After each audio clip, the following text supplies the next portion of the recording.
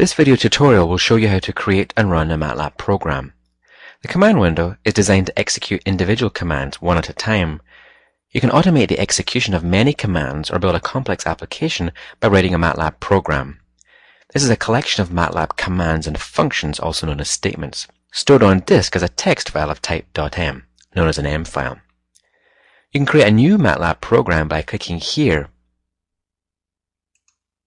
which opens the MATLAB editor. You can also create a MATLAB program from entries in the command history here. We will select these commands, then right-click to choose Create M File. This brings up the MATLAB editor again, which we will dock into the desktop for easier viewing. You save the file by clicking here and specifying a file name such as simple. This creates an M file on disk, which you can see here. You can run this type of MATLAB program known as a script by just clicking the Run button. You see all the commands ran. You can also run the program by right-clicking the file itself and choosing Run File. You can make changes just like using any text editor. We will change 10 to 1000. You can type a script's name in the command window to run it.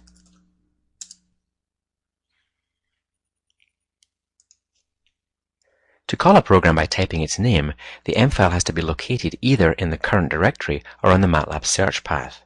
The current directory is an important reference point for MATLAB file operations and is displayed here and in the current directory browser.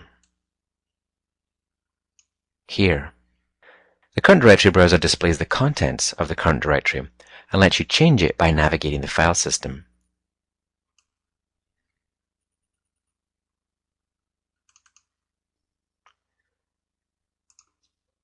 You can open MATLAB files by double-clicking them here or using the Edit command. The MATLAB search path is a list of directories similar to a computer's system path. You add directories to the path by selecting Set Path from the File menu.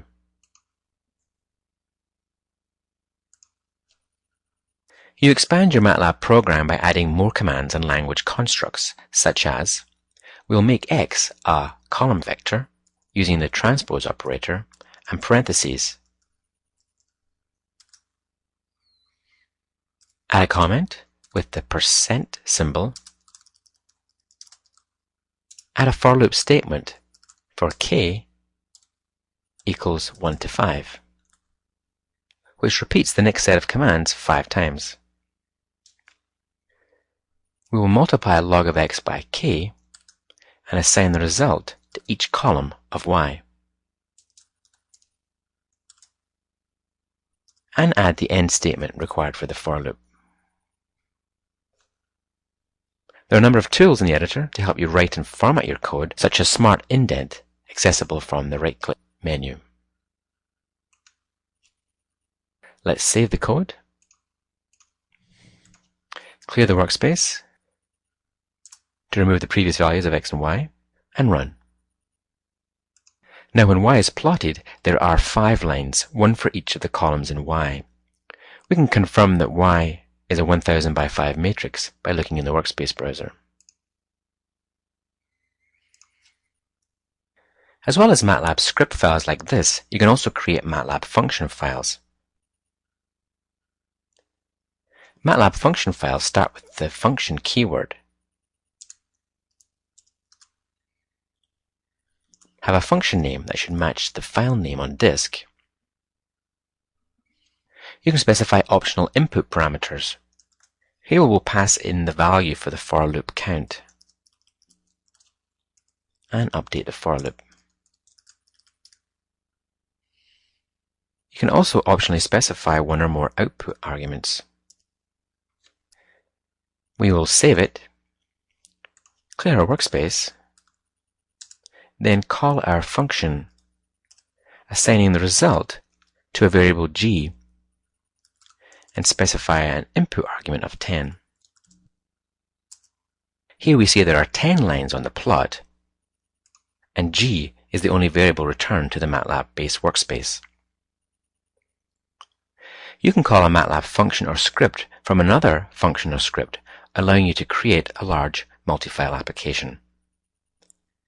You can browse examples of other MATLAB scripts by looking at the demo section of the MATLAB help.